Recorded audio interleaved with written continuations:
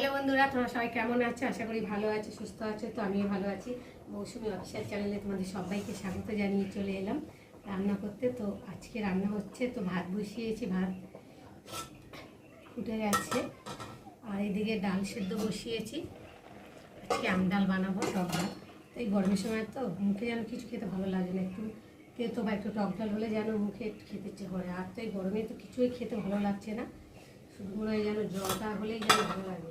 জল খেতে খেতে পেট ভর্তি হয়ে যাচ্ছে, কী করবো। আর এই যে এখানে ডাল সেদ্ধ বসিয়েছি, আর গাছ থেকে একটা আম পেড়ে নিয়ে এসেছি টক ডাল করবো বলে। এই যে আমটাকে কেটেছি, দেখো কেটে আর জলে ভিজিয়ে রেখেছি যাতে কষটা উঠে যায়।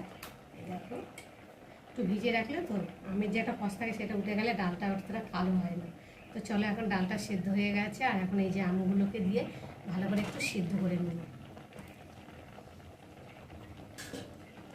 একটু ঢাকা দিয়ে দেবো আমগুলো যাতে সেদ্ধ হয়ে যায় ডালের সাথে। রান্না করবো সয়াবিন। তো দেখো সয়াবিনটাকে সেদ্ধ করেছি, আর সয়াবিনগুলো দেখো ফুলে কতটা বড় বড় হয়েছে, দেখো। আর বেশ নরমও হয়েছে। সয়াবিন নরম না হলে খেতে ভালো লাগে না, যেন কেমন টাস টাস করে, তাই না? তো আমার সয়াবিন তো খেতে ভালো লাগে। তোমাদের কাদের ভালো লাগে সয়াবিন আমাকে জানিও। আমার মাছের থেকে যেন সয়াবিনটা বেশ মাংসের মতো করে রান্না করলে খেতে ভালো লাগে। আর এই গরমের সময় বেশি রিস্ক খাবার করবো না, হালকা করেই করবো। আর এখন ভাতটা হয়ে গেছে, গ্যাসটা একটু নিভিয়ে দিই। আর এদিকে আমি আদাটা একটু ঘষে নিই। আর এই গরমে না বাটাবুটি করতে ইচ্ছে করছে না, এত গরম লাগছে, ভালো লাগছে না। আদা বাটা একটু জিরে বাটা দিয়ে করবো, আর বেশি মশলা টশলা কিছু দেবো না। বেশি মশলা খেলে এই গরমের সময় পেটের ক্ষতি করে। আর এখন ঘেমে কি চান হয়ে যাচ্ছে। আদা তো সব তরকারিতেই চলে, তাই না বড় বন্ধুরা? দেখো আদাটাকে ঘষে নিলাম। আর শুধু ঘাম রান্না করতে আসলে যতটা ঘাম বেরোচ্ছে ততটাই শুধু জলের টান হচ্ছে। আদাটা বাটা হয়ে আর ঘষে নিলাম। আর এবার সয়াবিনগুলোকে জল থেকে চিপড়ে নেবো, ঠান্ডা হয়ে গেছে। এত সেদ্ধ হয়ে গেছে যেন গলে গেছে সয়াবিনগুলো। মানে একটু চিপড়িয়ে নিচ্ছি, তাতে যেন মানে মাখা মতো হয়ে যাচ্ছে, এত গলে গেছে সয়াবিনটা। তো বন্ধুরা, আজকে আমাদের দুপুরের সয়াবিন আর আমের ডালের রেসিপি হচ্ছে। তো তোমাদের কাদের কাদের কী রান্না হচ্ছে আমাকে কিন্তু অবশ্যই কমেন্টে জানিও।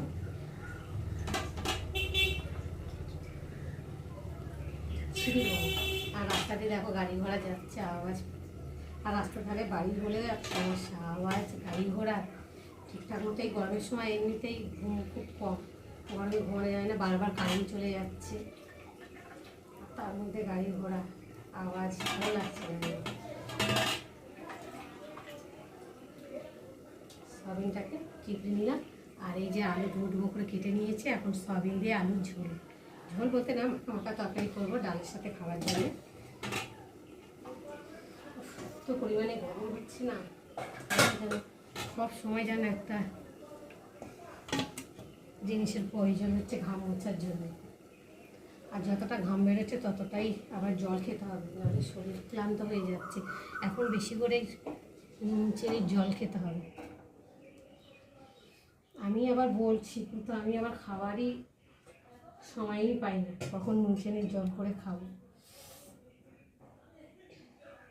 কোথায় কি রাখি না, মাথাটাই গরমে ঠিক থাকে না।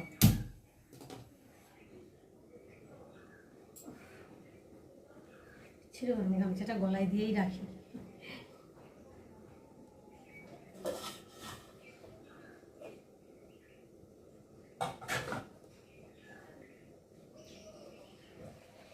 ডালটা কতটা সিদ্ধ হয়ে গেছে। আর আমার এক ছাড়া কোথায় কি রাখি রান্নার সময়, এটা খুঁজে পাই না, ওটা খুঁজে পাই না। দেখো ডালের সাথে আমটাও ভালোভাবে ভুলে গেছে। আর আম তো বেশি সময় লাগে না, একটুতেই ঢাকা দিয়ে রাখলেই ভুলে যায় আম। চলো, এখন আমি দেবো পরিমাণ মতো নুন,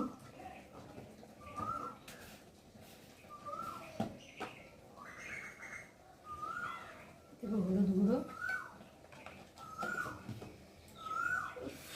কী কথা বলবো, ঘেমে ঘাম হয়ে যাচ্ছে। আর গামছার একটু মুখটা ডলছে তো তত ঘাম মুখে হচ্ছে, আর যত ডলছি তত মুখটা জ্বালা জ্বালা হচ্ছে গরমের মধ্যে। ইচ্ছে হয় না যে মুখটা আবার মুছছি।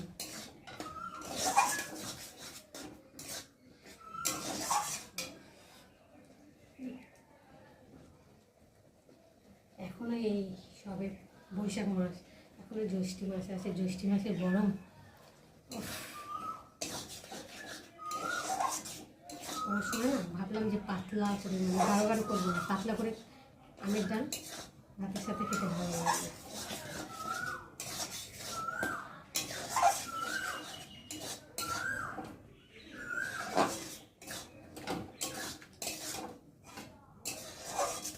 দেখো ডালটাও সেদ্ধ হয়ে গেছে, আমটাও সেদ্ধ হয়ে গেছে, আর এখন আমি জল দিয়ে ভালো করে একটু ফুটিয়ে নেব।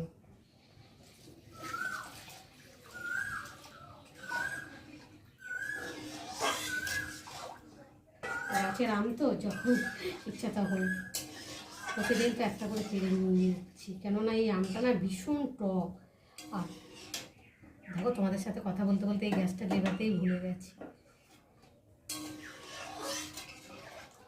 পাকলে না এই আমটা পোকা লেগে, ডালটা ফোড়ন দিয়ে নামিয়ে নিয়েছি একটু ফুটিয়ে। এই যে আর সবিনের জন্যে এই যে আলু কষাচ্ছি, তো প্রথমে ফোড়নে দিয়েছি তেজপাতা আর গোটা জিরে দিয়ে ভালো করে আলুটাকে কষিয়ে নিচ্ছি।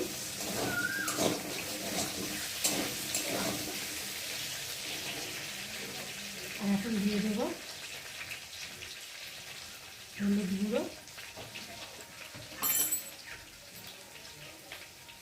আর মতন নুন, আর এর মধ্যে আছে ধনের গুঁড়ো, জিরের গুঁড়ো আর লঙ্কার গুঁড়ো, দেখতে পাচ্ছ। আর এখানে আছে আদা মুছে রেখেছি, আর একটা দেবো টমেটো দিয়ে একটু ভালো করে কষিয়ে নেব। আর এই যে সয়াবিনটাকে ভেজে নেব। সয়াবিনটা ভেজে নিলে তো সয়াবিনটা মানে শক্ত মতো হয়ে যায়, ওই জন্য ভাজলাম না। এই মশলার সাথে সয়াবিনটাকে ভালো করে কষিয়ে নেব।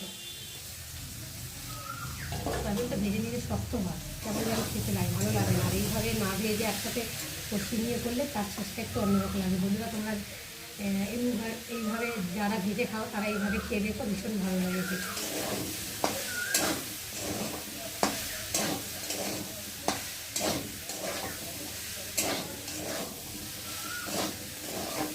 একটু ভালো করে ঢাকা দিয়ে কষিয়ে নেব।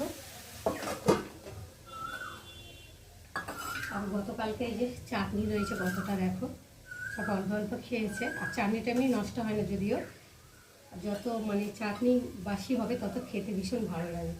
আমার তো ভীষণ ভালো লাগে চাটনি, যত চাটনি নষ্ট হয় না, 3-4 দিন এখন চাটনিটা থাকবে গরমেতে। ঢেলে রাখলাম, বাটি করে অল্প আছে তোর জন্যে। আর এই পাত্রটা মেজে নেব। তো চলো আর একটু ভালো করে দেখি এখন কী হলো, কষিয়ে নিই। যত কষাবে তত তরকারির টেস্টই অন্যরকম হবে। অনেকে আছে অল্প একটু কষিয়ে জল দিয়ে দেয়, আবার অনেকে আছে মশলা গুলে তারপর রান্না করে। তো মশলা গুলে রান্না করলে তো টেস্ট হয় না তরকারিটা। যত কষিয়ে ভেজে রান্না করো মশলাটা তত টেস্ট হয় খেতে। চলো আমি এখন ভালো করে কষিয়ে নিই। মশলার সাথে ভালো করে সয়াবিন আলুটাকে কষিয়ে নিয়েছি, আর মশলা ভালোভাবে কষানো হয়ে গেছে, আর মশলা থেকে দারুণ একটা গন্ধ ছেড়েছে। আর এখন বোঝা যাচ্ছে যে ভালোভাবে কষানো হয়ে গেছে। তো চলো আমি এখন জল দিয়ে ভালো করে ফুটিয়ে নেব। যেহেতু ডাল আছে ওই জন্য বেশি জল দেবো না, মাখা মাখা করবো তরকারিটাকে। তো ডালের সাথে মাখা মাখা তরকারি খেতে ভালো লাগে। তো বন্ধুরা তোমাদের কাদের ভালো লাগে তোমরা কিন্তু অবশ্যই কমেন্ট করবে, আর ভিডিও ভালো লাগলে লাইক কমেন্ট শেয়ার করো। আর আমার চ্যানেলে যদি নতুন হয়ে থাকো চ্যানেলটাকে সাবস্ক্রাইব করো। আবার দেখা হবে পরের ব্লগে, ততক্ষণ তোমরা তোমাদের খেয়াল রাখো। আর আমি এদিকে তরকারিটাকে ভালো করে